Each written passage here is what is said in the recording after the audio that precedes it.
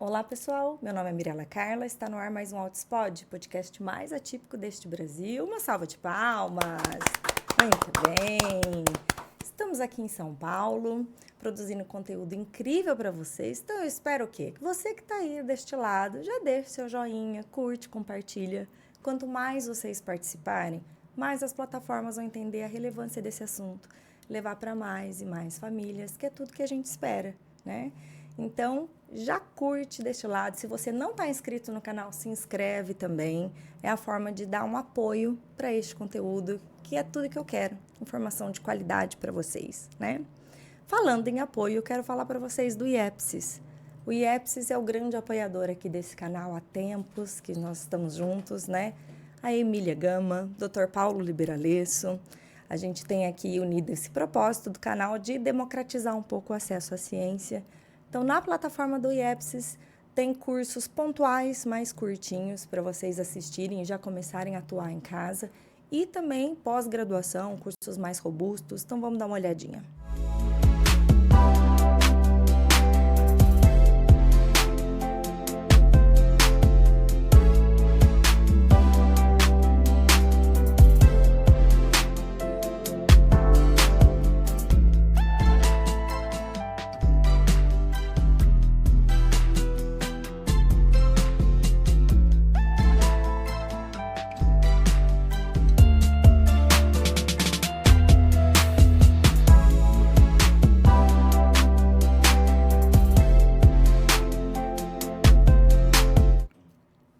Ao longo desse bate-papo, vai ficar passando para vocês aqui o QR Code, pra vocês darem uma olhadinha, tá bom?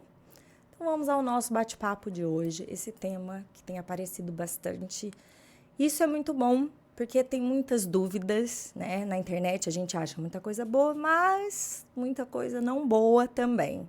Então, é importante que a gente procure canais seguros, canais responsáveis, para a gente realmente se informar de acordo com a ciência, né? Com pessoas que são especializadas, pessoas que, de fato, vivenciam o assunto, que é o quê? Sobre superdotação e altas habilidades. Pois é, minha gente, assim como o autismo também pegou um hype nisso, né?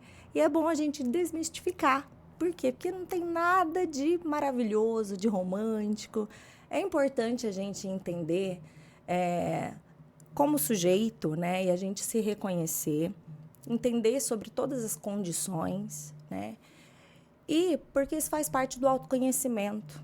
Quando a gente entende as condições como são, a gente vai conseguir achar ferramentas para lidar com isso, conhecer os próprios limites, até onde a gente vai, onde não vai, e montar estratégias, né, para viver melhor.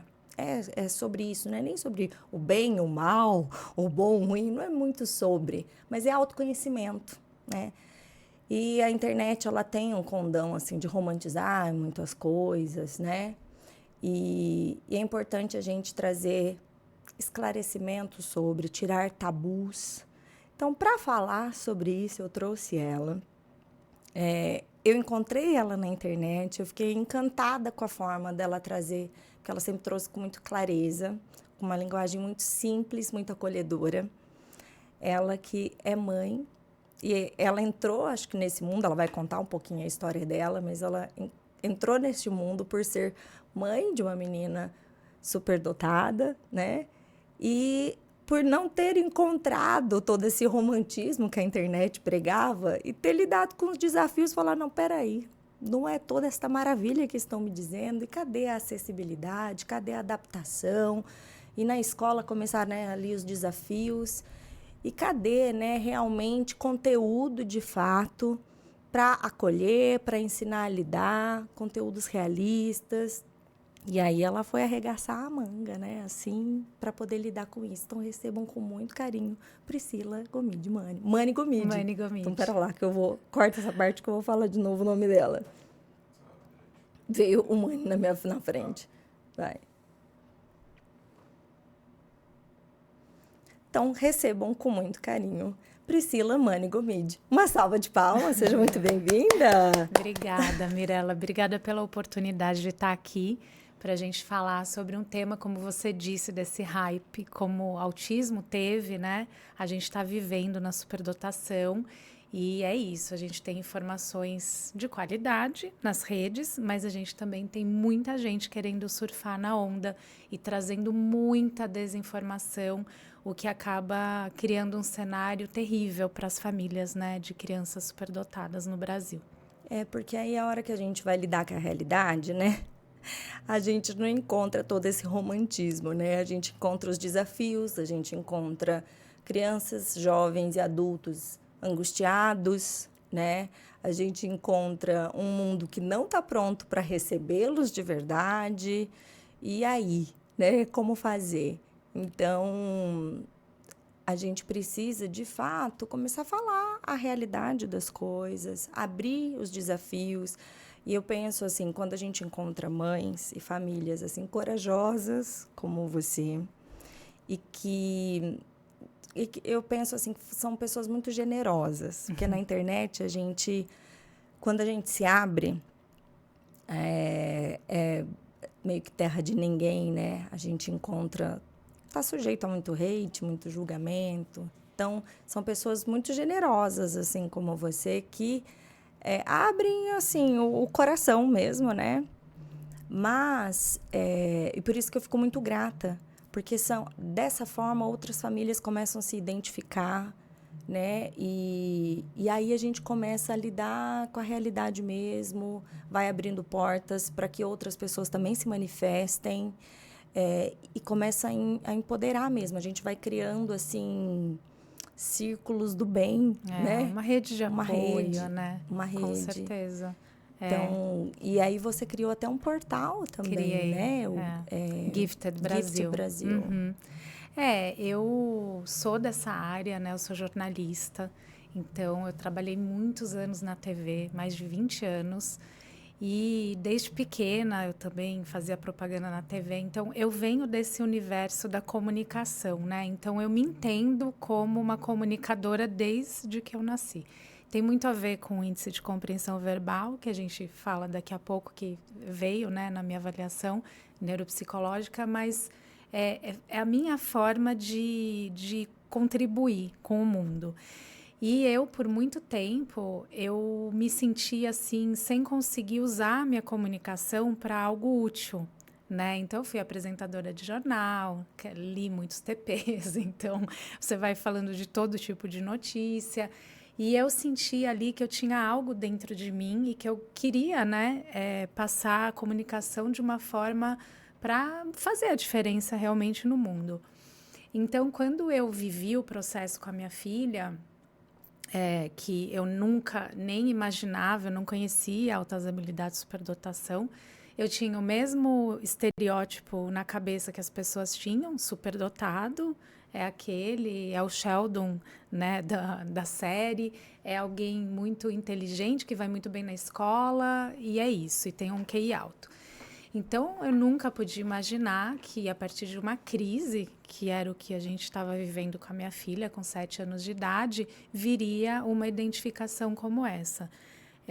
Como eu conhecia muito autismo, porque era o que a gente tinha, né? Eu estou falando de 2 anos atrás, parece muito tempo, mas assim, a neurociência e o tema HSD, Altas Habilidades de Superdotação, eles desenvolveram muito em 2 anos, né? E lá, 2 anos atrás, eu não tinha informações. Então, a Sara começou com uma recusa escolar muito grande. Então, ela ficou 6 meses chorando na porta da escola, sem conseguir entrar. Ela era uma criança super feliz, super para cima, e de repente ela mudou completamente, assim. Ela não ia mais com ninguém. Eu dividia carona com uma vizinha, ela não queria ir mais de carona. Não queria ficar com a minha mãe. Imagina, minha mãe ficou com a Sara desde que ela nasceu para me ajudar no trabalho, tudo. E mudou assim a criança que ela era. E aí, o que eu tinha de informação na época, eu falei, eu acho que deve se tratar de TEA ou algo similar, porque eu não conheço outra coisa. E eu comecei a investigar, né? Fui atrás de uma psicóloga comportamental, que foi em casa, foi na escola observar a Sara, E ela foi a primeira que falou, olha, eu fiz alguns testes com ela e assim, eu tô descartando o TEA. Eu tô dando uma hipótese diagnóstica, ela falou assim para mim, de AHSD, que é autossabilidade e superdotação. E aí eu falei, nossa, mas isso é uma questão, né? Isso é algo do neurodesenvolvimento, algo que traga toda essa repercussão. Eu não sabia. E aí a gente fez um percurso muito difícil, que foi um motor para mim, para depois eu começar a falar sobre o tema para ajudar outras pessoas, para não passarem pelo que a gente passou. Porque aí a gente foi para uma psiquiatra. E existe, assim, até esses dias eu tive um embate ali com um médico psiquiatra, porque existe, infelizmente, um racha entre a psicologia e a classe médica, os psiquiatras, neurologistas, enfim, em que você não consegue posicionar a HSD em algum campo, sabe? Aqui no Brasil é muito difuso. Qual é a descrição de altas habilidades e superdotação? A que a gente tem na legislação hoje, ela é muito frágil, né? A descrição até de Renzulli, que depois eu falo dele, que ele foi um grande incentivador do meu trabalho, mas assim, Renzulli era um professor, ele não era da área da saúde, né? Então, assim, essa definição hoje, o quanto a neurociência avançou, não funciona mais. Então fica essa briga de quem é dono dessa questão do neurodesenvolvimento. É o psiquiatra, é o psicólogo, é o psicopedagogo. Então são áreas que, em alguns casos, não todos, ao invés de se unirem, a gente acaba vendo que existe um racha ali. Então a gente foi direcionado para uma psiquiatra na época e ela não conhecia a HSD, ela não fazia ideia, nunca tinha aprendido nem na faculdade. E ela era jovem. Então, ela olhou para a Sara e foram sessões caríssimas, demoradas. E olhou para a Sara e falou, olha, eu acho que se trata de TDAH. E eu falei, ela descartou TEA também, se trata de TDAH. Eu falei, doutora, assim, mas que perfil assim você enxergou nela? Porque a Sara, ela não é uma criança impulsiva. Ela pensa 1000 vezes antes de fazer alguma coisa. Queria entender qual o traço ali. Ah, ela é muito agitada, essa agitação corporal, que tem a ver com o superdotado. E aí eu achei tudo aquilo muito frágil, sem embasamento, e aí eu comecei a falar para ela o que era HSD. Eu já tinha pesquisado muito fora do Brasil, já tinha entrevistado muita gente. E aí ela falou, olha, eu vou te pedir desculpa e vou te falar sinceramente, eu não conheço essa condição. Eu não sei do que se trata. Então, assim, a gente perdeu dinheiro, perdeu tempo, teve o desgaste, né, da nossa filha, e a gente devia ter sido direcionado para uma avaliação neuropsicológica imediatamente. Então, a gente fez todo esse percurso. É psicóloga comportamental, psiquiatra. Aí sim eu falei, para tudo. Falei, porque como jornalista, e depois que agora eu vim a saber como a HSD, que não é um hiperfoco, né? O superdotado não tem um hiperfoco, mas ele tem um alto interesse por um tema que você vai no nível mais profundo. Eu aprofundei as minhas pesquisas assim num nível de me tornar quase uma especialista. Fui até Renzulli, falei com os especialistas aqui no Brasil, falei, olha, eu vou em quem entende de HSD, já que essa é a hipótese da minha filha. E aí eu cheguei na Denise Arantes Breiro, que é do Núcleo Paulista de Atenção à Superdotação, uma parceiraça, assim, olha, eu gosto de falar porque ela me apoia em tudo, ela tem o livro na clínica, ela usa com os pacientes, ela apoia, dá suporte para a gente no Gifted Brasil. Ela é maravilhosa, né? Uma pessoa, um ser humano incrível, né? Eu tô para gravar com ela um episódio sobre aceleração escolar. Ela é incrível, ela é fantástica. E eu achei no Instagram, mandei uma mensagem no Instagram falando, oi, doutora Denise e tal, me apresentei. Falei, olha, eu sei que você ela já tinha ligado lá, estava com uma fila de espera de 4, 6 meses, e assim, eu já não aguentava mais. Porque a minha filha estava em sofrimento, ela estava em pânico, ela estava desse jeito que não era ela. E aí eu falei, olha, eu não quero furar fila, né? Não é isso que eu vim te pedir, mas eu quero uma indicação. eu falei de um outro profissional que talvez tenha menos fila ou seja mais rápido, para eu poder terminar esse processo com a Sara, porque eu já não aguento mais. E aí ela me indicou a Domitila Miranda, que hoje é minha neuropsicóloga, eu sei que ela já veio aqui, e me indicou a doutora Nathalie Banaskiewicz, as duas super parceiras também depois da minha luta. E a gente foi na Nathalie, porque ela estava ali com uma agenda mais rápida, ela fez toda a avaliação e concluiu, então, altas habilidades, superdotação na Sara, e tinha ali um traço de um transtorno de ansiedade generalizada que vem decorrente do meio, que é isso que eu falo. Você é superdotado, não quer dizer que você vai... eu fui identificado superdotado, automaticamente eu sou uma pessoa ansiosa e depressiva ou qualquer coisa. Isso não existe. Você é superdotado, mas aí você está inserido no meio, que é o mundo. Então, é uma escola que exclui, a Sara sofreu bullying, é uma escola que não entende, ela ficava sozinha na biblioteca porque não conseguia socializar, porque os assuntos dela não interessavam para as amigas. E aí o meio provoca ansiedade, depressão e até tem estudos que tem uma taxa muito alta de suicídio entre esse público. Então, é isso, né? A Sara daí foi identificada com ansiedade junto e a partir dali começou toda essa minha trajetória. O primeiro vídeo que eu gravei foi muito isso que eu falei no começo dessa minha fala, de como eu contribuo para o mundo. Tem gente que escreve, tem gente que queria projetos, eu precisava falar. É a minha arma, é a comunicação. Então, eu gravei um primeiro vídeo, assim, sem nenhuma pretensão mesmo. Eu queria colocar aquilo para fora, colocar aquilo para o mundo, alertar as pessoas. E esse vídeo repercutiu muito. E eu comecei a receber mensagens de muitas famílias desesperadas, muitas que estavam na mesma situação que eu estive.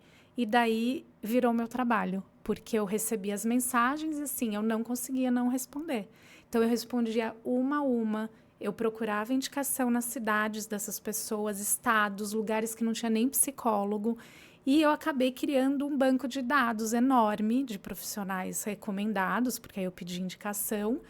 E aí surgiu o Gifted Brasil, que é o portal, Certo. que eu falei, vamos reunir aqui todas essas informações para que as pessoas tenham fácil acesso a profissionais que não vão dar um diagnóstico errado ou que não vão deixar passar, de repente, uma questão de dupla excepcionalidade. Tá, é superdotado, mas tem aqui TEA, ou tem TDAH, ou tem alguma questão de desenvolvimento... dislexia, alguma questão de transtorno de educação e tal, de aprendizado, desculpa. Então, assim, é aí que surgiu o Gifted, mas aí eu posso falar em mais detalhes. Você vai me cortando, porque é isso, né? Eu pego um fio da meada e eu vou falando até não parar mais. Não, mas é incrível. Estou escutando aqui você falar, porque de fato, né? Quando a gente tem... Assim aconteceu comigo também a questão do Altispod, porque o Altispod ele também foi um desdobro de várias coisas que eu já fazia antes, né? Assim como você disse do portal. Porque vira um propósito mesmo pra gente, assim como o autismo virou para mim, começou com o meu filho, né? Mas vira a nossa vida, né? A gente vive isso todos os dias, esses desafios são diários, é o nosso feijão com arroz. Não tem como desviver, né? Não tem como desviver. E um momento que o nosso olhar se abre para isso, né? E a gente começa a enxergar todas as mazelas disso, todas as falhas, onde o sistema falha, né? E aí a gente começa a ver também soluções do que pode ajudar. Então, isso vira uma missão. Totalmente. Isso vira uma missão, né? E aí a gente, assim como você, eu também penso que o meu poder é a comunicação. Então, a gente quer comunicar mesmo, a gente quer falar, né? Olha, poxa, dá para ajudar dessa forma, né? E a gente começa a querer informar, ser ponte. É isso. Ser Exatamente. ponte. Ponte entre profissionais e famílias, né? Ponte entre as famílias, entre famílias típicas e atípicas, ponte entre a família e a escola, né? Ser ponte. Acho que a comunicação ela é muito poderosa, né? Muito. Então, quando a gente tem esse poder de comunicar, né? E de ser voz, a gente tem que usar mesmo, né? Sim, com certeza. E o nosso portal, né? O que foi muito... Não foi tão fácil, mas eu sou muito grata às pessoas que facilitaram o caminho que não foi tão fácil. Eu tive fácil acesso ao professor Joseph Renzulli, que é o pai da superdotação. Claro, hoje ele é um senhor de 90 anos, está aposentado, mas ele identificou lá atrás uma criança na sala de aula dele. Ele era um professor de matemática, começo de carreira, e ele começou a notar, nossa, mas esse aqui aprende diferente. Por que ele aprende dessa forma diferente? E ele passou a investigar aquilo.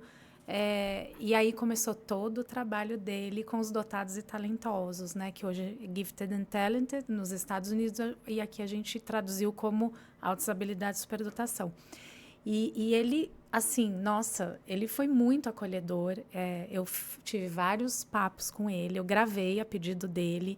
Então, são aulas, na verdade, né? Entrevistas. Ele chamou outras pessoas, né, que vinham da área da educação, consultoras educacionais, que tinham feito projetos de implementação de enriquecimento curricular em escolas de Nova York. Elas também me deram uma super aula. E foi, sabe, eu tive toda essa carga, né, de quase um curso. Até estou em vias de fazer a pós-graduação dele, da Universidade de Connecticut. Ele me convidou, eu estou, né, passando pela fase toda de documento. E depois dele eu tive o Cadu Fonseca, que é o meu parceiro no Gifted Brasil. Tá. Cadu é presidente da Mensa. Tá. Eu cheguei no Cadu, e isso é tão engraçado, porque a gente também é constituído de estereótipos, né? A gente também tem na nossa cabeça coisas que a gente acha que eram de um jeito, mas na verdade é de outro. Então eu cheguei muito armada no Cadu, porque eu falei, gente, a minha filha nunca seria identificada na escola, nunca. Não que ela fosse má aluna, ela não era, mas a Sara é o perfil produtivo criativo. Ela é aquela que rasga o livro, ela cria muito, né? Então, aquela inteligência fluida que não para, né? Infinita. Ela não é devoradora de livros, mas ela vai guardando pedaços de informações e ela cria algo que você fala, nossa, o que aconteceu? Então, mas ela não ia ser identificada como um participante do programa Pequenos Gênios. E eu tinha muito essa ideia da Mensa na minha cabeça. Só que a Mensa, com o Cadu à frente, né, na presidência, e depois toda uma gama de profissionais ali, de pessoas, voluntários, que seguem também a linha do Cadu, me mostrou que ele estava realmente a par do que era altas habilidades e superdotação, muito além do que é o QI, né? Ou esse perfil da criança acadêmica. E aí ele, assim, eu cheguei, sabe, bem armada, tipo, me fala aí, o que é? Como é que você acha que é isso? É só QI a partir de tal número e não sei o quê? E aí ele foi, sabe, desconstruindo esse preconceito, que eu tinha preconceito em mim, e a gente conversou muito, assim. Ele me explicou como era a situação no Brasil, qual era a legislação, o que estava acontecendo, em que pé que a gente estava. Então, sou muito grata a ele, muito grata. Denise também, depois Domitila, não queria esquecer ninguém. A doutora Ângela Virgolin, que também me acolheu. Eu gravei com ela, mas eu fiz uma live. Uhum. E ainda uma live muito que eu fiz da minha casa, que a internet ainda ruim, enfim. Mas eu gravei com ela, que eu queria ter na semana que foi da superdotação. Uhum. E eu queria produzir um conteúdo para conscientização e tal. Eu conversei com ela. Então, e ela muito acolhedora. Ela, inclusive, fez o programa de graduação lá na Universidade de Connecticut com o Renzulli, né? Sim. Então, e ela, nossa, até hoje, super acolhedora e tal, a gente se fala, né? Por mensagem, ela é apoiadora do Gifted. E teve o Dan também, Dan psicólogo, que sempre me acolheu, sempre me apoiou. Enfim, N pessoas que, graças a Deus, eu encontrei pelo caminho. E acabou que todas elas viraram curadores e apoiadores do portal. Eu fiz o portal junto com o Cadu, né? O Cadu viabilizou muito essa história do contato. Cadu, tem uma pessoa lá no interior da Bahia, na cidade XYZ, que não tem psicólogo, quem eu indico? Aí ele pegava esse daqui, alguém que ele já tinha cadastrado na mesa, não fala com aquele tal, e a gente conseguia ajudar a pessoa. Então, aí esse profissional está lá no nosso mapa do Gifted Brasil. Então, ele viabilizou muito isso, ele é meu parceiro no Gifted. E meu parceiro, eu falo para ele, qualquer projeto que você tiver, a gente está junto. A gente tem agora a Fundação Mensa Brasil, que está para ser constituída, que é uma coisa à parte da organização, né, da associação, na verdade, Mensa, para trabalhar com projetos sociais e outras coisas, enfim, que eu estou com ele nesse projeto. E aí o Gifted tem todos esses parceiros curadores, Renzulli, o Combrage, que é o Conselho Brasileiro de Superdotação, o Grupo Crescer Feliz, que é um grupo de... Não conheço. É um grupo de WhatsApp para mães e pais de crianças superdotadas e duplo excepcionais, e eu comecei também a entender mais sobre o comportamento da criança neste grupo de WhatsApp. Eu entrei lá atrás e aí eu via lá outros pais que sofriam as mesmas coisas que eu, tinham as mesmas dúvidas, e o Crescer Feliz daí também virou um parceiro nosso. Eles têm grupo em São Paulo, em Salvador, em algumas regiões do Brasil, grupo de WhatsApp. E outros parceiros que a gente tem ali que são muito importantes também, vem crescendo, né? Esse grupo, como se as pessoas quiserem saber como que funciona para Entra entrar? lá no Instagram, Crescer Feliz, a dona do grupo, né, a idealizadora é a Roberta Castro, que também é uma parceira, e manda mensagem lá, que aí você é adicionado a esse WhatsApp, dependendo da região. E no portal Gifted, o que tem lá de informações? Tá. O Gifted, ele é uma página, um portal, e a gente tem também agora o Instagram, porque a gente não estava dando conta de abastecer os eventos e congressos, que agora tem muitos. Então, o Instagram, ele é mais rápido. Sim. Então, o Instagram do Gifted, ele fica muito voltado para os eventos dos parceiros e tal, do que a gente tem hoje de superdotação no Brasil. E o portal, ele é completo, ele vai trazer... Ele tem lá um checklist, que isso é polêmico. Não existe checklist. Característica XYZ não é bem assim. Não é. Mas, assim, a pessoa que nunca ouviu falar de altas habilidades de superdotação, e essa foi uma contribuição do Cadu no portal, a pessoa vai chegar aqui e nunca ouviu falar. O que ela vai buscar? Ela precisa se identificar com alguma característica. Então, a gente fez uma lista de muitas características, né? Depois a gente tem a orientação de quando você tem suspeita, quem você procura, quando tem a identificação, o que você faz, dupla excepcionalidade, o que é. Depois a gente tem o mapa de profissionais que pelo CEP, você joga lá o seu CEP, você encontra o profissional mais próximo de você. Tem o campo que você pode mandar mensagem, porque às vezes você não acha alguém próximo ou é alguém muito que você não tem condições de pagar aquele profissional. Então, você manda mensagem, a gente tenta viabilizar esse atendimento. A gente tem a Patrícia Neumann, que é uma das maiores pesquisadoras de sobreestabilidades, que é uma característica muito forte da superdotação, que são essas emoções muito à flor da pele. Né? Então, problema com cheiro, problema com som, questão de alergia na pele, seletividade alimentar, tudo que parece um pouco autismo, mas tem a ver com esse hiperprocessamento, essa coisa do superdotado ter esse sistema nervoso muito funcionando ali em alto funcionamento, né?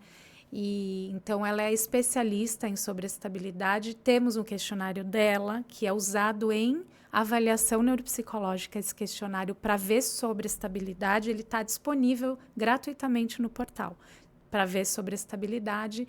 A gente tem Camila Santos, que tem lá um guia para professor e atividade para crianças. Temos estudos, isso é muito legal, né? Que as pessoas até falam muito, mas não tem estudo, não tem pesquisa, superdotação, principalmente os médicos, né? E lá você entra e tem vários de pesquisadores internacionais, dos brasileiros, Tatiana Nakano também, que é uma grande pesquisadora na área da superdotação, assim como a Domitila. E você tem lá vários, você baixa lá o PDF, a gente compilou esses estudos. Nossa, tem tanta coisa. Agora lá tem os parceiros, o link para cada um deles, para você conhecer Mensa, conhecer Combrage, conhecer o núcleo da Denise. E eu devo estar esquecendo de alguma parte do portal, mas acessem lá, Que legal, gente. www.giftedbrasil.com e é gratuito. Tá tudo lá de graça, voluntário, todos nós somos voluntários nesse trabalho. Perfeito, muito legal. E no seu Instagram mesmo, tem lá o Instagram do Gifted, né? Isso. Vocês entrando no Instagram dela, vocês vão ver o Instagram do Gifted e lá vocês conseguem acessar. Gente, é só boa vontade de procurar. Eu sei que vocês conseguem, são todos internautas, entendeu? Porque aqui, quando a gente te apresenta, a gente coloca ali o seu Insta, vai aparecer tudo certinho, então o pessoal consegue acessar e achar todas essas informações, né? E no seu Insta também tem vários vídeos, então sigam a Pri, porque lá tem muita informação, muitos videozinhos que ela vai partilhando dos desafios que você tem com a Sara, né? Às vezes alguma coisa que acontece com ela, ela vai lá, põe um vídeo, né, de algum insight que ela teve e que de algum perrengue, alguma coisa que aconteceu ali, ela vai, divide, né? E aí as pessoas vão ali, comentam, trocam, né? Porque é mais ou menos assim, é algo que eu faço ali também, no meu, né? De, poxa, aconteceu tal coisa, é assim mais ou menos que eu penso, né? Porque assim a gente vai se aproximando, né? Porque é o dia a dia. No dia a dia, as vivências ali que vão surgindo, né? E aí você estava dizendo da Sara que o que aconteceu com você dela primeiro foi essa crise que ela teve e que isso que te motivou a buscar ajuda e que justamente que o perfil dela não era esse que todo mundo pensa, né, como um superdotado, né, de estereótipo. Sim, né? exatamente. Para o pessoal de casa, né, se atentar, quais que seriam assim os sinais, por exemplo, até às vezes sinais precoces que poderiam dar sobre superdotação para as pessoas se atentarem? Tá. Eu falo assim que é muito o superdotado é como o autismo é um espectro, né? Então você tem ali a personalidade, a criação, né? O ambiente. Então cada criança é única. Mas eu acho que tem uma coisa muito em comum que é fácil de notar para todo superdotado, que é ser fora da caixa. É você enxergar ali alguém que é fora do padrão. Né? Então, uma criança, por exemplo, e esses sinais, eu tive, quer dizer, eu achava que era normal, né? Não normal, mas eu achava que era típico ou que era assim mesmo. E depois que eu fui voltar no tempo, falar, nossa, ela fazia isso, ela fazia aquilo. Mas como pai e mãe, a gente é muito pé no chão, eu e meu marido, os dois jornalistas, né? Fatos, quero comprovação. Então, a gente olhava para ela e falava, ela é filha de dois jornalistas, ela fala palavras de um repertório de mais idade, porque ela é nossa filha, ou não, a gente está achando isso porque a gente é pai, entendeu? Mas, assim, eu diria para anotar isso. Então, por exemplo, a Sara, ela nunca brincou com brinquedos convencionais. Ou os brinquedos convencionais eram transformados em outras coisas. Então, ela nunca tinha uma Barbie de cabelo e roupa, né? Ela pegava coisas, itens de casa, sei lá, uma máquina de escrever, qualquer coisa que tinha lá, um tapete, transformava e criava, muito criativa, criava coisas, você falava, gente, da onde saiu isso, assim? E é o fora da caixa. Então, a criança, a gente tem o perfil produtivo criativo, que é muito ligado a isso, a criação, e o perfil acadêmico também é fora da caixa, porque é uma criança que começa a ler muito cedo, que quer saber de tudo, quer entender profundamente o tema, então fala assim como se fosse um especialista, né? Então, eu diria que o primeiro olhar é esse, assim, o que está destoando do que a gente acha que é ali o padrão de uma criança no seu desenvolvimento. Então, são os marcos, falou cedo, andou cedo, traz um repertório, né, de palavra, ou até os não verbais, porque a gente tem os não verbais que desenham muito bem, que fazem grandes esculturas, têm um ouvido muito apurado, né? Então, essa é a parte do desenvolvimento mais ligado ao talento, digamos assim. E do outro lado, a gente tem as repercussões dessa mente tão diferente, né? Então, você tem crianças que têm seletividade alimentar. Muito assim, eu não sou grande especialista em nutrição, né? Mas muito porque, pela minha experiência e vivência com a Sara e com amigos superdotados dela, quer entender o alimento como um todo. Precisa entender tudo, né? O todo, né? Então, assim, um cogumelo, ela precisa abrir ele inteiro e se ele tem qualquer coisa diferente, não vou comer. Né? Um dia eu fui oferecer um bolo de aniversário para o amiguinho dela, no último aniversário agora, ela já está com 9 anos, e eu falei, ai, pega, né? Ele falou, ai, tia, eu prefiro não, sabe por quê? Eu não sei o que tem dentro, entendeu? Eu não sei como foi feito. Então, quer saber se é farinha, se é chocolate, se é damasco, se é o quê? E, então, assim, e tem essa coisa todo o sistema nervoso mais apurado, então, papila gustativa, então, o amargo, né? O quente, muito quente. Então, tem essa coisa. Pele, muita alergia de pele, por exemplo, e incômodo por ser muito sensível. Então, eu tentei todos esses anos, desisti tem 2 anos, de fazer minha filha usar roupa jeans. A primeira alergia que ela teve foi com um casaco jeans. Ela tinha 2 anos, eu nem sabia de nada, então ela tinha alergia. Aí aperta, aí o jeans incomoda e tal, e hoje ela verbaliza. Hoje, muito antes, com 5 anos, ela verbalizou. Mamãe, eu não me importo com a moda, eu só quero estar confortável, né? Então, essa autenticidade também, eu acho que é muito própria do superdotado, de quando o meio aceita, né? Porque aí a gente tem o meio que dá um nó ali na história. Mas quando o meio aceita, é autenticidade. Eu não vou seguir isso aqui da moda. Tanto faz, eu quero andar. A Sara usa meia e sandália. Tipo assim, ela rasgou a moda, entendeu? Eu falo, meu Deus do céu. Mas ela usa e ela tá bem assim, ela não quer nem saber do que os outros vão achar, porque aí em casa ela tem todo esse suporte, né? Que a gente deixa ela ser do jeito que ela é. E então são esses os sinais que eu diria para notar. Na escola, eu acho que a escola tem que estar muito atenta a essas crianças, sabe? Elas aprendem diferente, elas ficam entediadas, elas têm crianças, né? Aí as especialistas podem falar muito melhor do que eu. Tem criança que se fere de tédio, puxa a pele, fura a mão com um lápis. A Sara até tem um vídeo sobre isso, ela rasgou um caderno assim com lápis, sabe? Mas você via que ela estava em franco desespero ali na escola anterior. Então, a criança muito entediada ou a criança que já retém ali todo o conteúdo muito antes dos demais. Então, a escola tem que estar atenta. E a parte socioemocional, porque não é a parte só pedagógica, né? Que você olha e fala, a criança é diferente, aprende diferente ou vai acelerar. Socioemocional, essa criança está sozinha na biblioteca? Ou ela está conseguindo participar de um grupo? O grupo está falando que essa criança é estranha ou não fala dos mesmos assuntos? Como é que está essa parte socioemocional? Isso é que as escolas... É muito difícil ainda as escolas entenderem que você pode identificar um superdotado através do socioemocional. As escolas ficam...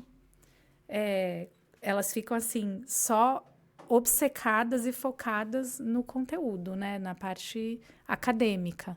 Mas existe toda uma parte socioemocional que você consegue identificar quando a criança é atípica, né? E encaminhar. Então, eu diria que são esses, assim, os sinais dentro de um espectro, obviamente, né? Que cada criança é única. E saber se essa criança está num meio adequado, que eu acho que o principal problema da superdotação é o meio. E você acha que também, assim, por ser menina, tem algumas pressões a mais que, de repente, a menina superdotada vai enfrentar, eu digo que, assim, às vezes o meio, por exemplo, mulher muito inteligente, mulher às vezes tem que se reduzir para caber. Hoje ela ainda é criança, né? Mas eu não sei, você, nos meios que você já frequentou, se bem que você é jornalista também, sua opinião era solicitada.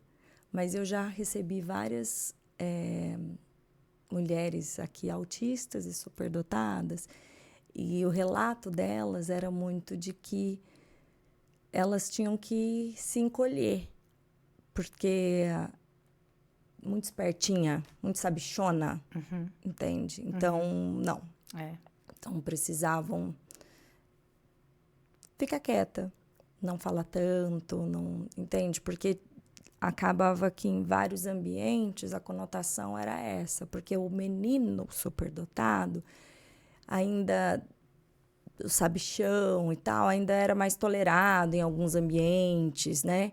Mas a menina, que sempre tinha o que falar, acabava que sempre era muito soberba, né? E a leitura social que tinha era de soberba, de sabichona, enfim. E que o meio masculino não tolera tanto. Não tolera, Tem 2 fatores, né? As pesquisas mostram que a menina superdotada, e aí eu já não sei dizer se é uma questão cultural, se é uma questão de genética, mas a menina superdotada, ela tem mais habilidade social. Então, o que ela faz? Ela se mascara para poder conviver. Então, ela esconde a superdotação. Então, por isso também é mais difícil de identificar. Vou dar um exemplo muito bobinho, mas que demonstra isso. A Sara, ela subiu no patins. Ela tem muita habilidade motora, né? Ela subiu no patins com 3 anos de idade e saiu patinando. Assim, uma coisa impressionante. Nunca caiu nem nada. E aí ela seguiu essa coisa de patinação artística, fazendo patinação na escola, e entrou para uma equipe de pré-competição de patinação artística, né? Com 7 anos de idade, imagina, as meninas com 12, 13, ela com 7. E aí tinha uma amiguinha que ela gostava muito, que estava ainda ali tentando pegar alguns movimentos e tal, e a menina caía. E a Sara, para não desfazer o vínculo, ela se jogava no chão. Ela fingia que ela caía. E eu olhava assim, eu assistia todas as aulas e eu falava, ué, que estranho. Acho que a mãe sabe, né? Ela se jogou, ela fingiu que ela tropeçou. E ela encenava, assim. E eu percebia, porque eu sou mãe dela. Ela, ai, caí, me ajuda aqui, tal. Pedia pra amiga. Por quê? Porque isso é o vínculo que ela precisa, né? O superdotado, ele acaba sendo muito solitário. Porque se você parar para pensar, quando a gente tem ali os números, e eu pouco falo de número, mas assim, falo de forma informativa, mas se você pega ali, você é 1%, 2%, 3%, 4%, 5%, sei lá, da população mundial, quer dizer, então assim, você é difícil encontrar pares, né? E acaba que o superdotado, ele por ter essa parte cognitiva muito apurada, ele é impaciente, né? Com pessoa que é um pouco mais devagar, a pessoa quer falar de assunto profundo, o superdotado quer aprofundar, e o outro acha insuportável, coisa chata. Então, eu acho que tem esse fator. E o que você falou é o que está acontecendo no momento comigo, desse meu voltar no tempo, porque eu até pus o vídeo, tá lá na minha página, estou fazendo a minha avaliação com a Domitila, e ela insistiu desde o começo. Eu fui lá investigar, falei, olha, eu acho que eu tenho síndrome do pânico. Tenho ou toque, né, transtorno obsessivo-compulsivo, porque eu fico catastrofizando muitas situações, eu crio 1000 hipóteses e tal. E aí isso me gera pânico, me gera medo e tal. Então é isso que eu quero avaliar, ponto. E depressão, ansiedade, tudo que tiver aí no bolo, você investiga. Ela falou, não, a gente vai investigar HSD. Eu falei, não, HSD é do meu... Ó, já vem aí a mulher se negando, é do meu marido. O meu marido, imagina, ele é igualzinho a Sara, é dele, já está resolvido a parte genética. Não, eu sou sua neuropsicóloga, a gente vai investigar, colocou lá na listinha. e fomos fazendo. E ela, assim, eu terminei um dos testes, que é o VASI, que é um teste resumido. Eu tenho ainda outras sessões, a gente vai ver um monte de outras coisas, memória, acho que velocidade de processamento, não sei, mas enfim. E aí veio a HSD. E eu falei, tanto que teve um teste que eu fiz de raciocínio matricial, que eu falei, vou errar tudo, sou péssima em lógica, em matemática, nada. Aí fiz tudo, ela olhou para mim e falou assim, acho que eram, eu não vou me lembrar, mas acho que eram 35 questões, sei lá. E aí ela falou assim, você acha que você acertou quantas? Eu falei, errei tudo. Eu errei todas, eu chutei algumas. Aí ela falou, Pri, você acertou, acho que era 32 ou 33. Não é possível. Eu falei, não, tem alguma coisa. E ainda ela fez assim para mim, porque como eu tenho uma relação com ela, passou pela minha cabeça, será que ela tá sendo legal comigo? Olha que loucura. E aí ela falou, Pri, deixa eu te falar, esse teste me protege de mim mesma. É A, B, C, D ou E. Você faz o X ali. Eu não tenho o que fazer. Você acertou, tal, tal. Então, eu me negar que essa questão do QI, né, alto pudesse vir de mim, é muito clássico do que eu vivi. Né? Eu fui uma criança prodígio. Eu era uma criança que fazia propaganda na TV, eu era escolhida nos testes. Eu ia lá, eu gravava, eu decorava o texto. E o que me disseram? Que era porque eu era uma criança bonita, que era uma criança que preenchia o estereótipo de beleza da época, né? Uma criança de olho claro, tal, tal, tal. Mas nunca ninguém me falou que é porque eu me comunicava muito bem, porque eu decorava o texto, porque eu tinha memória, porque eu sabia ler os sinais do que estava acontecendo na cena. Eu tinha 3 anos de idade, 3, 4, 5, né? E então nunca ninguém me disse isso. Jornalismo, a mesma coisa. Eu fui procurar meu primeiro emprego no jornal impresso. Ninguém me aceitou no jornal impresso, porque as pessoas me olhavam e falavam, essa aí, entendeu? Quer fazer jornalismo para ficar famosa na TV. E minha primeira opção foi jornal impresso. Eu fui na redação, fiz curso do Estadão, passei toda... A gente tinha um processo seletivo lá, passei de todas as fases, bombei na entrevista. Entendeu? E aí, esse estereótipo. Entrei na TV, porque era onde me deixaram entrar no jornalismo, e era a mesma coisa. Vai para o vídeo porque tem o rosto bonito, aquela coisa do machismo, assédio sexual, assédio moral, muita coisa. E sempre as pessoas, não todas, né, tiveram pessoas importantes na minha carreira, mas que as pessoas não olhavam a inteligência, né? Era aquilo, era alguém que conseguia falar para a câmera e tinha uma boa aparência. E eu cresci internalizando isso. Então, como você falou, que foi até uma frase que a Domitila me falou muito forte, eu me encolhi para caber no lugar que me deram, e era esse o lugar. E eu sofri muito, tanto que eu desisti. Eu trabalhei em todos os canais aqui do Brasil. E fui para a CNN em Atlanta e fui para a BBC em Londres, e todos eu desisti. Eu desistia, porque era um meio que eu não suportava. Eu não suportava o meio. Então, assim, eu ficava nessa dualidade de tipo, não, mas eu quero fazer algo relevante. Aí eu virei comentarista de assuntos internacionais para ser relevante. Porque eu não queria mais só apresentar jornal, sabe? Eu queria ter algo a oferecer. Mas era sempre tudo muito difícil, sabe? Era um lugar muito machista, muito competitivo. E eu, com a minha alta sensibilidade, eu não suportava. Então, eu desisti de todos os lugares onde eu trabalhei. Todos. Nunca fui mandada embora. Eu desisti de todos. Eu trabalhei em 5 TVs diferentes. Trabalhei na Globo, SBT, Record. Na Globo, SBT, Record. Rede TV, hoje eu presto serviço para eles. E na Band, que foi minha grande casa, a Band. E é isso, assim, um ambiente extremamente difícil para a mulher e que a gente daí esconde, né, a nossa capacidade cognitiva para poder pertencer. É chocante para mim ouvir você falar que você não consegue fazer a leitura da sua competência, habilidade, que para mim é cristalino, Pri. Eu te conheci aqui em 5 minutos, eu já consigo fazer a leitura da sua capacidade, competência. É incrível, assim, o autossabotamento, sabe? Total, Né? total. É, É a síndrome do impostor. que doideira, né? Que coisa, mas é porque isso é desde muito pequeno cultivado, né? Então, como isso e que cuidado que a gente tem que ter enquanto pais nessa criação da autoestima dos nossos filhos e na construção, né, dessa autopercepção deles enquanto sujeitos, né? Para ajudá-los a se olhar, né? Olha, vem aqui, deixa eu te ajudar a se ver. Olha o quanto você tem, né? Olha, deixa eu te ajudar a se olhar, né? É muito importante que a gente consiga guiá-los nisso, né?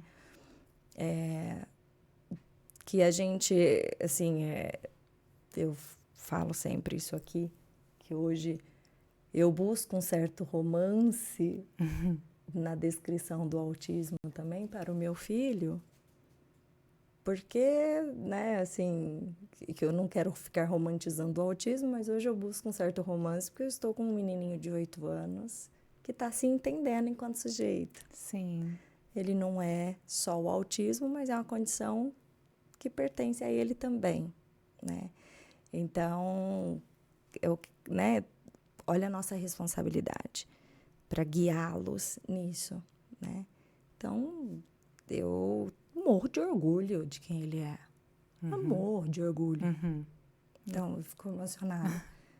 Porque eu vejo aquele menininho íntegro, inteiro. Para mim, não falta nada nele. Nada. E vejo meu marido também, como autista, superdotado. Eu escolhi ele daquele jeito. Sim. Íntegro. Para mim também não falta nada. A gente tem que guiá-los, né? Eu digo assim, então, essas diferenças todas, eu vejo muita beleza nisso. Muita. E eu não estou romantizando esse discurso.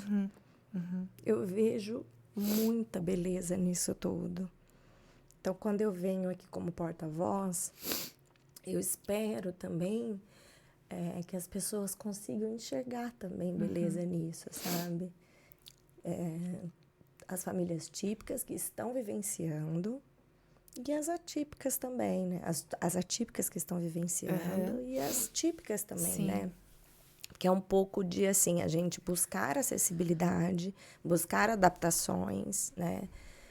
E que o mundo típico também aprenda a olhar um pouco com os nossos olhos, né? Porque não é sobre mudá-los, É isso.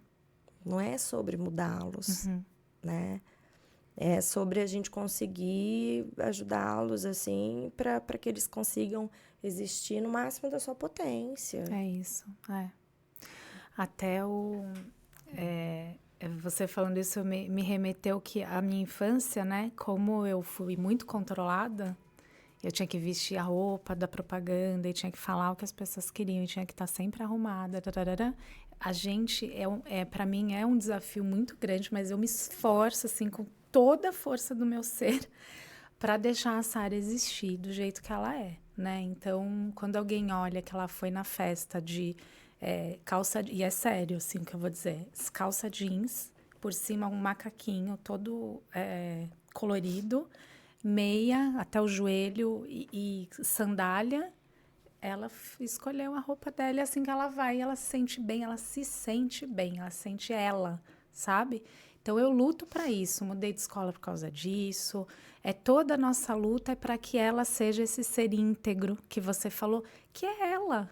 Ponto final, não importa se ela é superdotada, se ela nada, é a Sara. Ela é essa. E eu vou te falar, né? com a maior verdade do mundo. Eu seria a pessoa que iria na festa, olharia para ela com o maior sorriso do mundo e acharia ela linda. Porque eu acho lindo. Porque ela é livre, né? Eu acho É isso, lindo. ela é livre. Essas pessoas diferentes. Eu escolhi o meu marido porque ele era o mais esquisito e diferente. Entende? Porque para mim o normalzão, para mim sempre foi sem graça. Para mim é a mesma coisa. Sempre foi. eu acho lindo o que é diferente. Sim, Eu não estou sendo demagoga. sim. O meu filho, eu sempre deixei ele ser do jeito que ele quer ser. Sempre.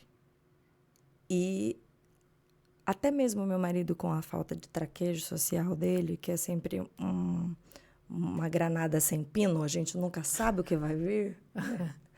Mas eu falo que todas essas coisas inesperadas dele, por mais que muitas vezes eu ficava constrangida, por outro lado, também sempre me rendeu os melhores momentos. Porque Exatamente. não sei o que vai vir, não vai vir o padrão. Não vai É vir. isso. O meu marido também é igual, a mesma coisa. Ele não é diagnosticado autista, mas ele é superdotado e ele teve um meio que não apoiou. Porque assim, apesar de eu ter vivido essa questão, né, do controle, da beleza e tal, eu tive muito amor da minha família. Meus pais não viam ou achavam que, assim, eu ganhar no concurso de texto, de escritora e ser oradora, era algo assim que, tá bom, uma criança, né, que vai super bem na escola e tal. Não tinham conhecimento, mas eles me apoiaram, me deram amor, né, carinho. Já o meu marido, assim, eu acho que era uma outra condição familiar, com outros problemas associados, que eu também nem culpo meu sogro e minha sogra, acho que estava cada um ali vivendo o seu dilema, né? Tenho a minha cunhada que ela é especial, ela tem questões, né? Então, acho que também tinha isso no meio do caminho. Mas ele foi muito sozinho. Então, ele precisou sobreviver a esse meio de forma muito solitária. E ele desenvolveu uma série de questões, de traumas, fobia social. Ele tem questão com um lugar muito cheio, muito barulhento, muito estímulo. E é isso, né? Quando eu conheci, e até a gente teve, eu falo, 2 temporadas, porque eu namorei, fiquei noiva, depois falei, gente, não dá, esse cara é muito estranho, ele não fala a mesma língua que eu. Separei, fiquei 4 anos separada, voltei, casei, e hoje a gente tem nossa família. Mas ele também, assim, eu falo que é a montanha-russa. Quando ele cai, que é tipo, gente lá no começo do relacionamento vai para um hotel passar a Páscoa com a família, tá toda a família lá reunida, todo mundo comemorando. Cadê o Rafael? No quarto. Ele não consegue descer, não consegue. Então é a montanha-russa, a parte baixa. E o alto são as coisas extraordinárias que ele faz, né? Do tipo, vamos ter uma área rural, que é hoje o lugar onde a Sara se sente mais apropriada, porque ela é totalmente voltada a animais e natureza. E ele possibilitar isso, quem ia procurar uma área rural onde a gente achou com 20 minutos de estrada de terra, entendeu? Que a gente ficou pesquisando, tomar banho de rio, entrar no rio, eu desesperada, ai, tem cobra, ai, não sei o que, mergulha no rio. Uma infância ele está proporcionando por conta da tipicidade dele, da visão do tipo, gente, vamos sair da cidade e vamos voltar para o natural, vamos plantar. Filha, me ajuda a construir. Outro dia a Sara ficou 4 horas debaixo do sol, quebrando uma parede, porque eles iam construir uma outra coisa, os dois, assim, sabe? Então, é isso, é a montanha-russa, mas eu acho que hoje a sociedade, que aí eu ia trazer o Renzulli para isso que você falou, que eu acho lindo ser diferente, né? Eu acho que a sociedade precisa evoluir para enxergar que cada pessoa é única. Não importa, a pessoa não é uma condição, a pessoa não é um número de QI, a pessoa não é um transtorno, a pessoa não é nem típica, a pessoa é a pessoa. E ela vai ser diferente em vários níveis. E enquanto a gente ficar tentando enquadrar essas pessoas num sistema, a gente está criando essa boiada maluca que fica tomando decisões na histeria coletiva. E ninguém consegue sair desse bolo, dessa história que está o Brasil, entendeu? Se você parar para olhar o Brasil comparando aos outros países do mundo, você sente e chora. Porque a gente podia ter os nossos talentos aqui, a gente podia ter as ideias criativas de qualquer tipo de pessoa, só que as pessoas vão sendo encaixadas ali num sistema. E o Renzulli, que eu acho que ele foi muito incompreendido e que o brasileiro... Não todo brasileiro, não vou generalizar, mas muitos profissionais não têm a capacidade de alcançar o trabalho dele, sabendo que ele é um americano que estava falando para um público com a estrutura escolar que existe nos Estados Unidos, com o suporte do governo que existe nos Estados Unidos. Enfim, para crianças americanas é outra cultura. E ele disse, teve uma conversa que me marcou muito com ele, que ele falou assim, a criança não importa, porque ele não é da área da saúde. O Renzulli nunca foi neuropsicólogo. As pessoas, porque a identificação dos 3 anéis do Renzulli não funciona. Não funciona, porque ele não é da psicologia, ele é professor. É um primeiro olhar na escola, é uma criança acima da média, uma criança com criatividade, uma criança que engajou com a tarefa. Perfil superdotado, ele não identifica. Quem identifica é o psicólogo, o psicopedagogo, não é ele. E aí ele disse assim, não importa se a criança tem perfil superdotado ou não. Todas as crianças de uma sala de aula, em que cada criança é boa, qual é a área de interesse de cada criança, é assim que você ensina, ele falou para mim, porque a gente tem que amar aprender. A gente sabe a paixão, ele falou assim mesmo, sabe a paixão? Quando você olha alguém que você se apaixona, o seu coração dispara. O tema de interesse da pessoa, da criança, qualquer criança, tem que ser isso, apaixonado. E a partir dali você aprende. Então vamos supor, um menino que é apaixonado por skate. É o tema, gente, vamos trabalhar o tema. O quê? Tudo. Como constrói o skate, que época nasceu o skate, qual é a história, que país. Você estuda tudo, você consegue abranger tudo. Escreve um texto sobre o skate. Vamos fazer um cálculo? Se você tivesse uma loja de skate, fosse vender o skate a R$50, você teria quantos... Matemática, qualquer coisa você consegue tirar do tema de interesse daquela criança.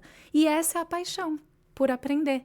Então, você não adianta virar para uma criança que odeia esporte, entendeu? E colocar ela no meio da aula de educação física, gente. Então, assim, eu acho que é isso que falta no Brasil. E a educação é muito complicada, porque a gente tem um currículo engessado. Nossa Senhora. Você entendeu? Você tem que cumprir o currículo. É muito difícil achar escola que pensa fora da caixa para essas crianças. E eu, graças a Deus, achei, mas foi muito difícil, uma pesquisa longa, mas eu vou te dizer, a Sara é outra criança. Outra criança. Você conseguiu? Consegui. Eu mudei ela de escola e a Sara de julho de 2025 era uma. A Sara agora, de outubro de 2025, é outra criança. Outra criança, mudou tudo. Tudo, tudo. A forma dela falar, a forma dela se comportar, como ela está empoderada, como ela está apropriada daquilo que ela gosta. Largou essa coisa de treino de patinação, que era maçante, repetitivo, e está fazendo teatro musical. Foi para as artes. Então, assim, abriu o mundo dela porque é uma escola que é isso, entendeu? O que tem de diferente nessa escola? Qual que é a filosofia dessa escola?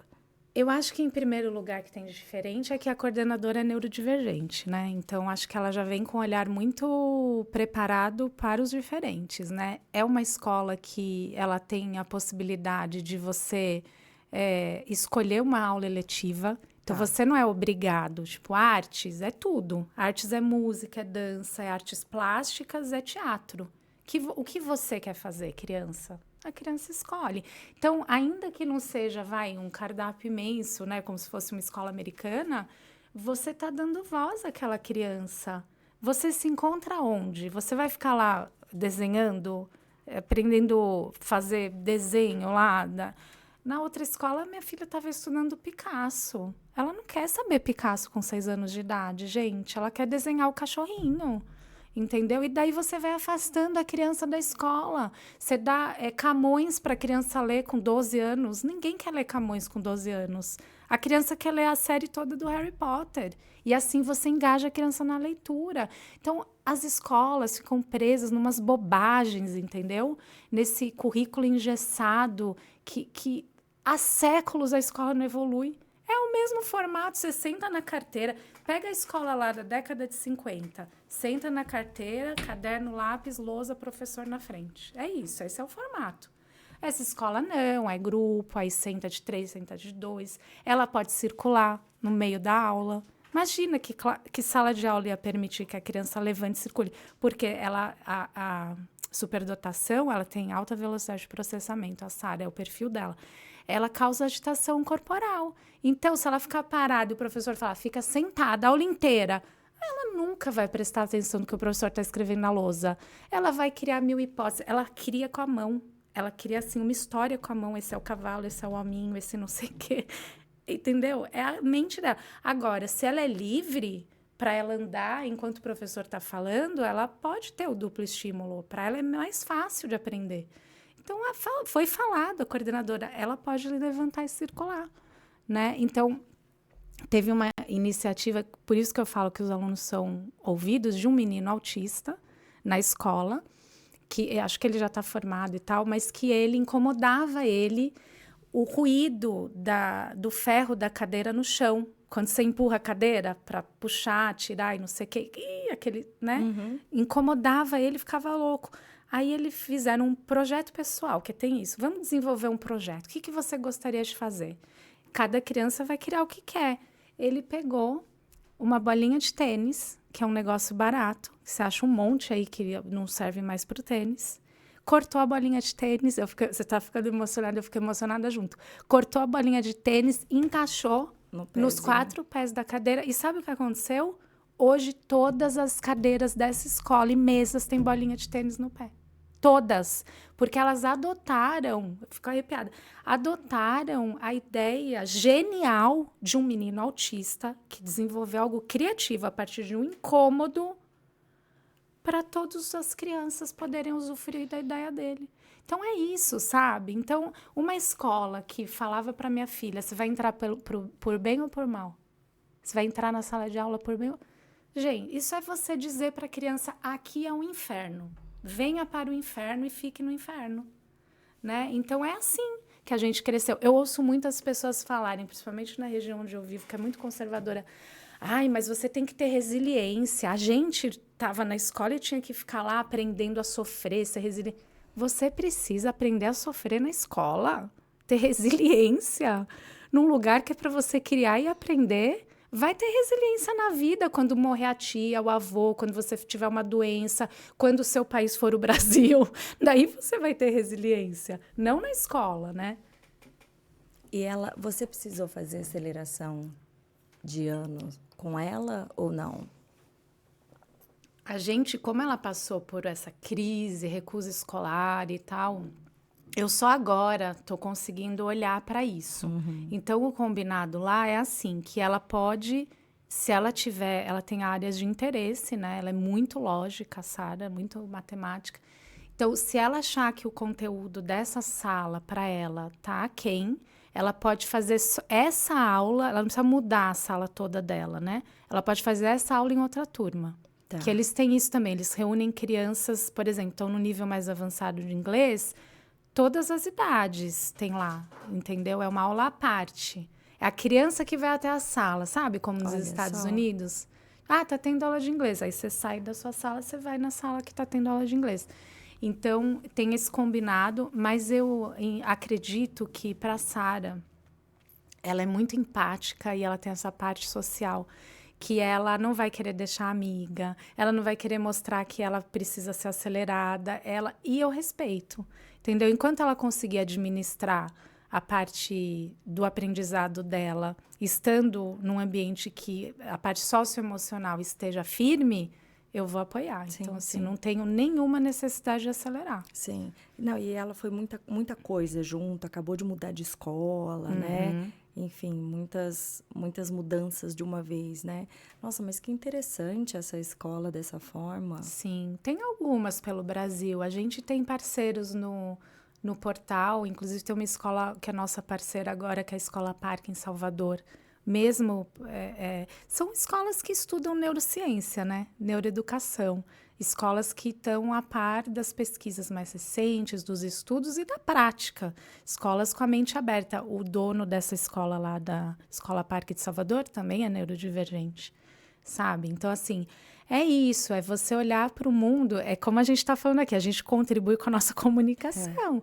O cara lá que quer, que tem o dom de fazer projetos, de investir, de cuidar da educação, tem uma escola. Então, é isso, eu acho que a gente está abrindo aos poucos, né? Essa coisa fora da caixa, mas a gente está muito longe ainda, assim, Não, o né? nosso sistema escolar acho que é um dos nossos calcanhares de Aquiles aqui, né? Tá nessa parte de superdotação, então, eu penso, porque se a inclusão escolar para apoio, para manter a grade curricular sem nem ter mudado já é difícil, imagina para qualquer alteração. Toda vez que a gente fala de adaptação de grade escolar, já é o caos. Exato. Então, nossa, para essa parte de superdotação, porque, de novo, né, assim, eu falo ainda, quando a gente fala de autismo, o pessoal hoje ainda se movimenta. Quando fala de, por exemplo, TDAH, superdotação, não tem o mesmo levante, Não né? tem. Você não tem você não tem o mesmo peso do que tem quando é deficiência intelectual e autismo, por exemplo. Quando é TDAH e superdotação, acho que ainda fica numa coisa de Não precisa. Você tipo, sabe... assim, mimimi. Sim, sem querer te cortar, sabe que eu já ouvi de uma família, porque muitas famílias me procuram. Hoje em dia eu tento responder todo mundo, por isso eu tenho o Gifted para as pessoas irem lá e não ficarem sem resposta até que eu consiga me organizar. Mas eu já ouvi de uma família que a psicóloga virou e falou assim: vamos pôr no laudo autismo? Porque se a gente puser superdotação, a escola não vai fazer nenhuma mudança. Mas eu acredito. Olha isso. Eu acredito que sim Um mesmo. absurdo. Eu acredito que sim. Eu acredito que sim. Porque quando não tem o mesmo peso, acho que o pessoal fica meio... Tem várias mães e pais que ficam sem graça de falar na escola que o filho tem superdotação. Eu fui uma dessas. Porque Eu dá cheguei lá, vergonha, porque licença, fica... quase assim, desculpa, sabe? Isso. Licença, o que eu vou falar pra você, olha, não é que eu tô desculpe, querendo me achar, Isso. eu não tô Desculpa querendo incomodar. falar que a minha filha é mais inteligente, Isso. é tipo, você vai se desculpando, Isso. né? Até pra falar da gente, eu não consigo falar pras pessoas. Tô falando aqui porque tem o acolhimento, o espaço. Chegar pra alguém e falar, então, veio, olha, então... Não fala. Não. Porque o mundo não recebe, né? Parece que você está querendo se achar. Isso aí. Parece que você está querendo se achar. Isso é porque é dentro da nossa comunidade aqui que a gente fala mais. Mas fora isso, não. Porque senão é como se você tivesse... porque meu filho é mais ou eu sou mais. E as pessoas recebem meio que dessa forma mesmo. Totalmente. E hoje o autismo também um pouco disso. Porque... a nossa comunidade foi tão barulhenta e é tão barulhenta para pedir os nossos direitos que hoje em dia o povo torce o nariz pra gente também. Ninguém quer receber a gente. Tipo, que saco. Olha lá, mãe do autista. É a mãe de autista. Tipo, ninguém aguenta mais a gente também. Ninguém tá tão por aqui com a gente. De tanto barulho que a gente fez e faz. Mas continuaremos fazendo, sinto muito. Não pararemos por aqui, né? Então... porque não tem como a gente pedir os nossos direitos, né, assim, sem arrebentar a porta, com os dois pés no peito, mais ou menos assim, porque, assim, as pessoas não dão direitos sem a gente queimar pneu, entendeu? É mais ou menos assim. O Brasil, né? É isso, infelizmente. Gente, eu amo o meu país, amo, mas eu acho que a gente tá muito, assim, a gente precisa avançar muito. E a parte de educação, tudo que a gente tem, por exemplo, de sistema inclusivo, né, na parte de inclusão, o que a gente tem é pseudociência pura, é quase que assim, sal grosso e reza braba. Vocês estão de sacanagem com a minha pessoa, né? Tudo que tem de implementação é nada. Então, é tudo remendo, band-aid, né? Quando a gente olha lá para fora... aqui o que a gente tem é uma vergonha. É uma vergonha. Então, aqui a parte de educação, da parte do sistema educacional, é vergonhoso. Vergonhoso. Você mencionou, né, dos 3 anéis de Renzulli, que ainda as pessoas fazem confusão, fazem críticas, né? E essa questão, essas divisórias que o pessoal quer fazer. Não, isso aqui é educação. Não, isso aqui é saúde. Não, isso aqui é... No autismo também temos essas coisas. O que é um pouco irritante, porque, veja, o cérebro não faz essa divisória, sabe, gente? O desenvolvimento de uma pessoa, ele vem todo junto, no caso. O cérebro não divide. O cérebro, ele se desenvolve todo entrelaçado, né? Não faz, não, isso aqui é só educação, isso aqui é pedagógico, isso aqui é área da saúde. Não, a gente desenvolve como um todo, né? Na escola também deveria ser tudo meio que junto, como na vida também é, né? Não tem essas divisórias, é só no mundo que a gente fica fazendo esses cortes todos fatiados, né? E aí, qual que é a crítica que tem que o pessoal faz isso sobre o Renzulli? Assim, aqui no Brasil, a gente tem... Eu não sei se é no Brasil, mas acho que como toda área, tem lá as competições, né? Aquele que tem a vaidade, um que quer estar na legislação, o outro que quer falar não sei o quê. Então, existe essa briga de classes, né? Existe na área, assim como eu tive no jornalismo, tem na psicologia, tem na pedagogia, tem na classe médica, tal. E o que acontece é que o Brasil, como... Uma vez eu falei com a secretária do Ministério da Educação em Brasília. Conversando com ela, ela falou assim para mim, uma das secretárias, falou assim, então, eu entendo as demandas da superdotação, mas a gente ainda está lutando para ter porta e janela nas escolas do interior de não sei aonde.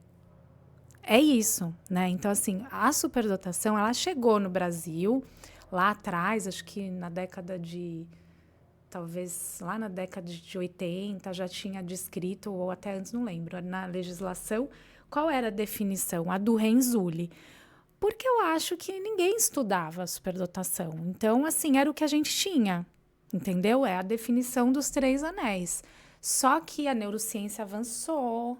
A gente Qual que é essa definição? A definição dele é de um comportamento superdotado, que são os 3 anéis. Então, criatividade, muita criatividade, capacidade acima da média em uma área e comprometimento com a tarefa, que as pessoas confundem com o hiperfoco do autismo, que não é comprometimento com a tarefa.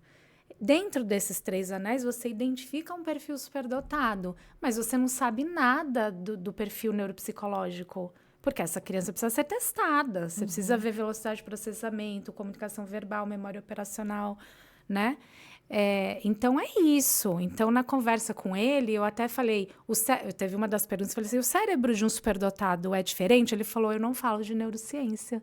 Eu não falo da área da saúde. Ele não fala, porque ele é um educador. Sim. É um professor, sabe? Ele tem uma outra pesquisa. Então, e ele fez N pesquisas durante a carreira dele. E aí, acho que o Brasil parou nisso.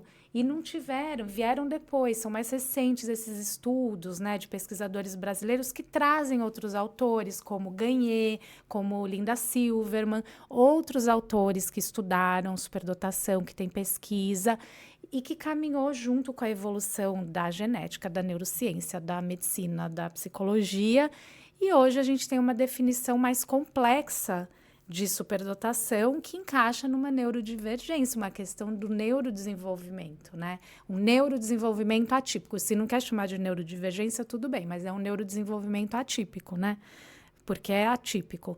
Então, é isso. E aí ficam parados aí nessas brigas. Se a gente vai usar a definição do fulano, do ciclano, eu quero estar lá, o meu nome, não sei o quê. Não, mas eu acho que superdotado é só 130 para cima. Não, eu acho que é a partir de 120. Eu acho que é 10%, acho que sabe, assim, cada detalhe, acho que aconteceu isso no autismo lá atrás, né? Sim. É que acho que a gente da superdotação ainda está no começo, né, me parece, dessa luta. Então, assim, é ficar preso em definição, em quem vai fazer o quê, e não sei o quê, e não olhar o todo, porque às vezes, eu falo isso para as pessoas, eu tenho vários debates, né? Até com pessoas com quem eu não consigo conectar as ideias. Mas eu falo, vamos... Não, porque a teoria, porque a pesquisa, porque o estudo, porque... Gente, e a prática? Tem um monte de criança no sistema público de ensino invisível, desistindo da escola, sabe? Sendo rejeitada, sofrendo bullying, sofrendo maus tratos, porque é diferente. Então, assim, vamos tentar fazer um bem bolado aqui, que a gente ainda não vai conseguir avançar nesse termo tão teórico, mas a gente consegue tirar alguma coisa para a prática. sabe? Por isso que eu tenho um pensamento muito ligado com o do Cadu Fonseca, que é o presidente da Mensa. Porque é isso, e na prática? O que a gente vai dar? Vamos fazer um portal para as pessoas conhecerem? Algo, né? Então, eu acho que é isso. Acho que a gente precisa sair um pouco desse lugar da vaidade. Perfeito. Entendeu? Descer ali uns degraus e falar, e aí? O que eu posso dar?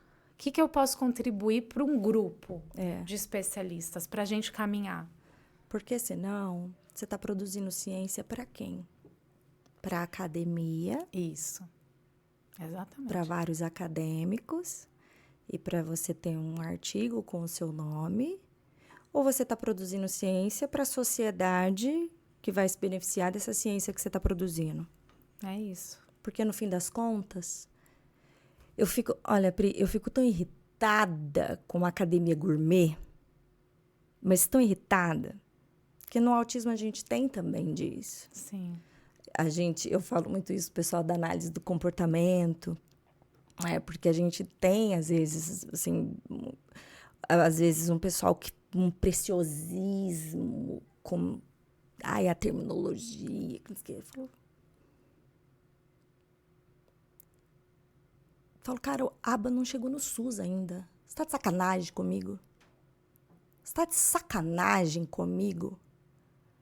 Que essa ciência maravilhosa, robusta, incrível, só que dessa forma tão perfeita que vocês colocaram, não conseguiu chegar no SUS?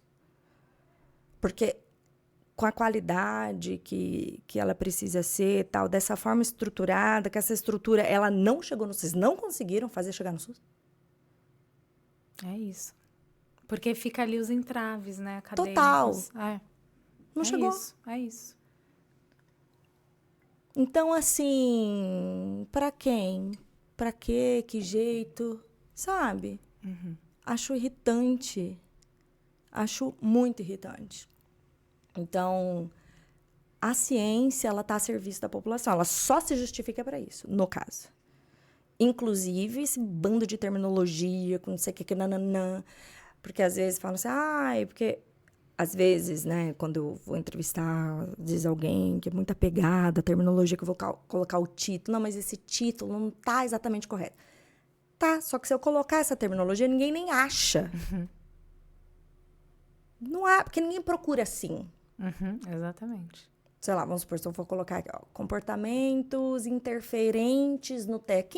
Que mãe e pai procura comportamentos interferentes no... Não, é agressão.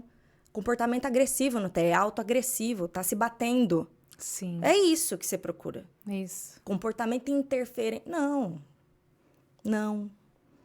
Mas a terminologia... Não, mas é o que é. É isso.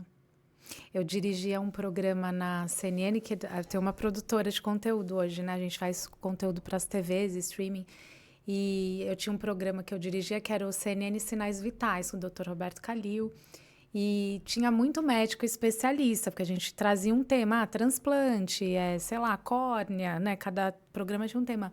E eu treinava os médicos justamente para falar para a TV, porque quem assiste a TV não é médico formado, entendeu? Como é que isso vai chegar na população? Então, eles vinham, davam entrevista, eu cortava, falava, peraí, doutor, explica para mim, o que é isso? Sabe? O que é esse termo que você está falando? Como funciona? Como que é para a pessoa? Né? É isso que você está dizendo. A gente precisa falar para o todo, né? Exato. Que é o trabalho da TV, que eu fiz. Por isso que às vezes você falou, eu te ouço, você fala claro e tal, porque eu aprendi, né, a fazer isso. É até técnica, né? Isso. Exatamente. Então, as pessoas ficam gourmetizando muito as coisas e eu acho que se esquece do porquê que você está fazendo isso. Por que você está fazendo isso? Para quem? Né? Então, tem que sair desse pedestal. Tem que, de novo, voltar num propósito. Porque eu quero crer que quando você começou tudo isso, tinha um propósito. E aí você precisa resgatar isso de novo.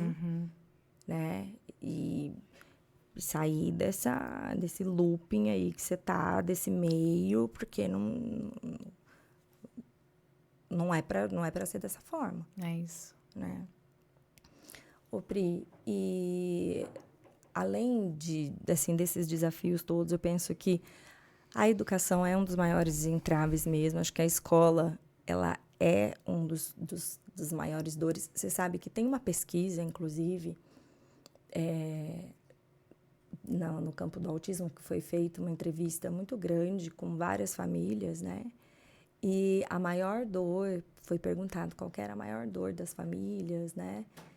E foi perguntado várias coisas, assim, sobre, tipo, falta de tratamento, falta de apoio, medo do futuro, medo da morte, a questão de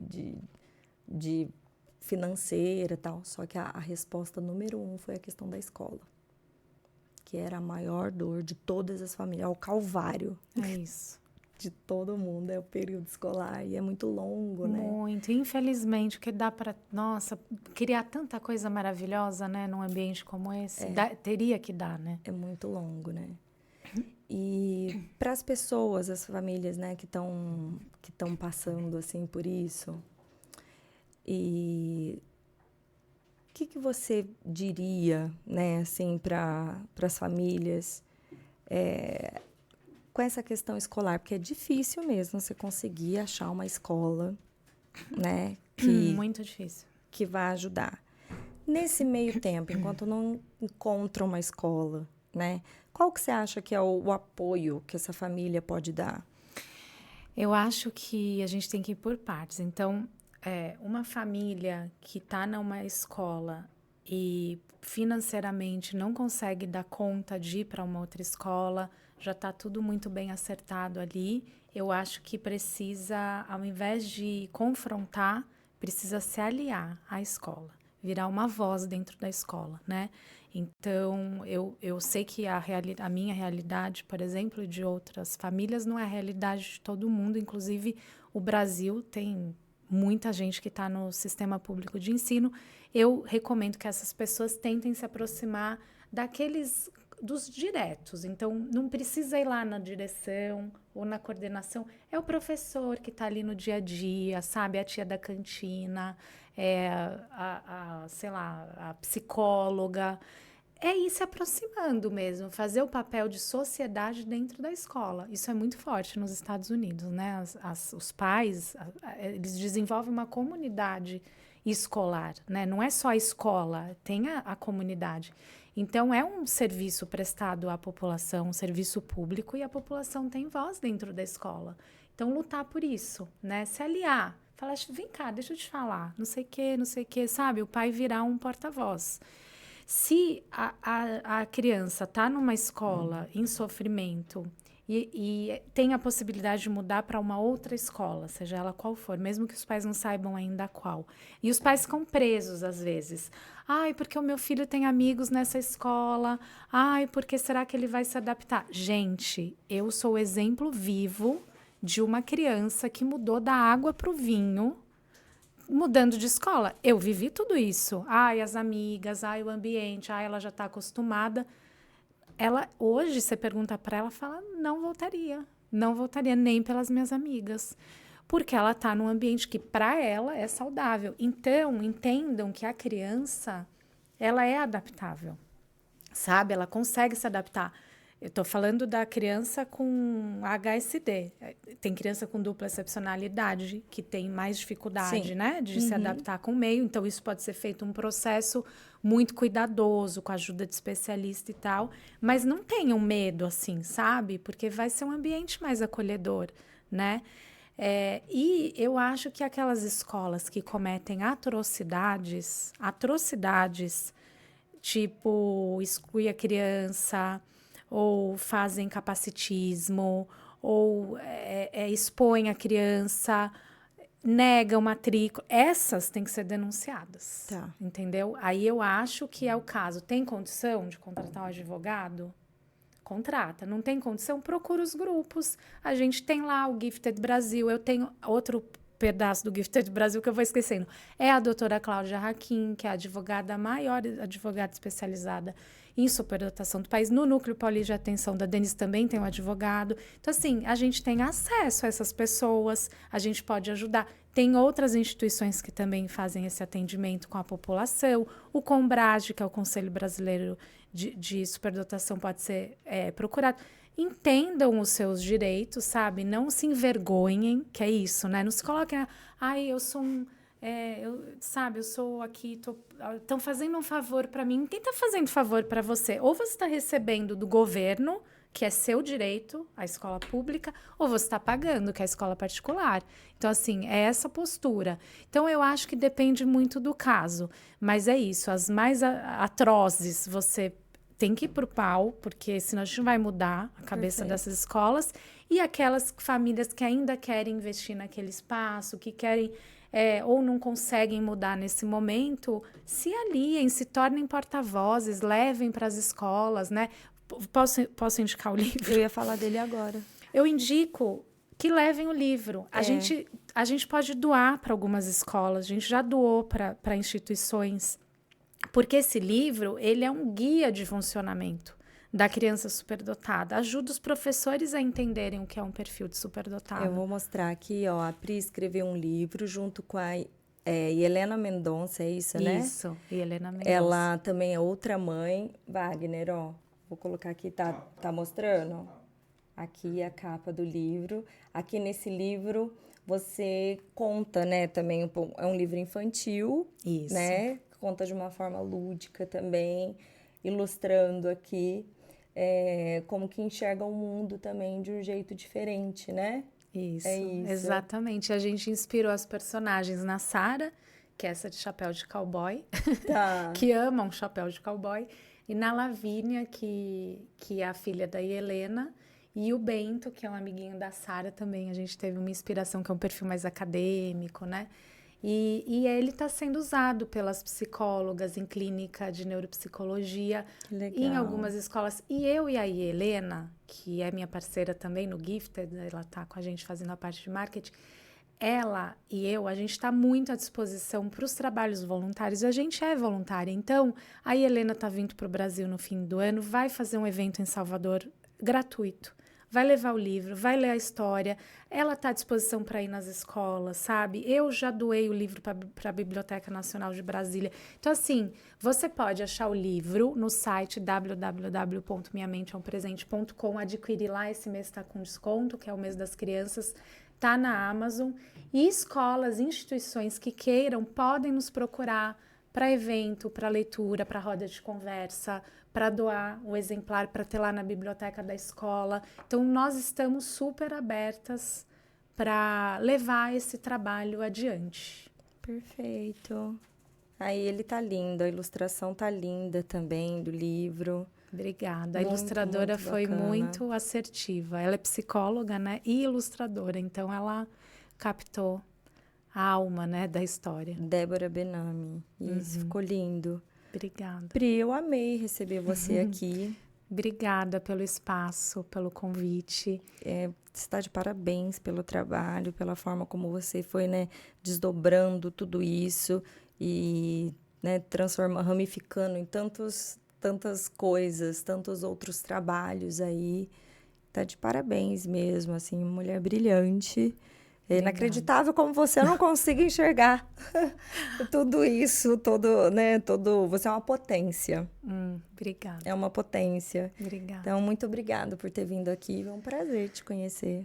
Obrigada. Parabéns pelo seu trabalho, não só como mãe, né, como alguém que também está na luta, né, pelos autistas, pelos duplo excepcionais. E abrindo esse espaço aqui, você vem até aqui, né? Você para a sua vida, você faz toda uma movimentação. Não é simples, porque você é mãe, você é esposa, você tem a sua vida, mas olha só o que você está movimentando. Então, eu não sou potência sozinha, você é potência também. Então, parabéns. Obrigada. Acho que é porque a gente acredita mesmo nessa questão de que as coisas só vão acontecer no coletivo, né? É isso. Então, não é sobre a Sarah apenas, não é sobre o Arthur apenas, né? A transformação, ela precisa acontecer na sociedade como um todo. Então, a gente fazendo o que está no nosso alcance, então a gente vai plantando sementinhas, assim, né? A gente já vê algumas melhoras, algumas mudanças, então... É isso, eu usando a minha voz, você usando a sua voz, a gente vai encontrando tantas pessoas fazendo trabalhos tão lindos também, assim, né? Então, isso eu me sinto empoderada e engajada para para continuar. Então, conhecendo também pessoas como você, fazendo um trabalho tão lindo desse, eu também fico motivada a continuar o meu e fazendo cada vez mais. E aí a gente vai criando um ciclo do bem. É isso. Não é? Mais ou menos isso. Com certeza. Obrigada, Pri, mais uma vez. Obrigada. E para você que está aí, dê continuidade para esse ciclo do bem também. Então, passe esse episódio, né, para o máximo de pessoas que vocês conhecerem, para profissionais da educação, para famílias, né, para profissionais da área também, para pedagogos, psicopedagogos, para psicólogos, né, para profissionais da educação, porque eu penso que é assim mesmo, gente, a gente plantando sementinhas com informações de qualidade, com pessoas assim que têm responsabilidade mesmo. Acho que nosso papel é psicoeducar, né? Mais ou menos assim, a gente vai espalhando isso, tá bom? Se você não se inscreveu no canal, se inscreva no canal também. Até o próximo episódio. Um beijo. Tchau, tchau.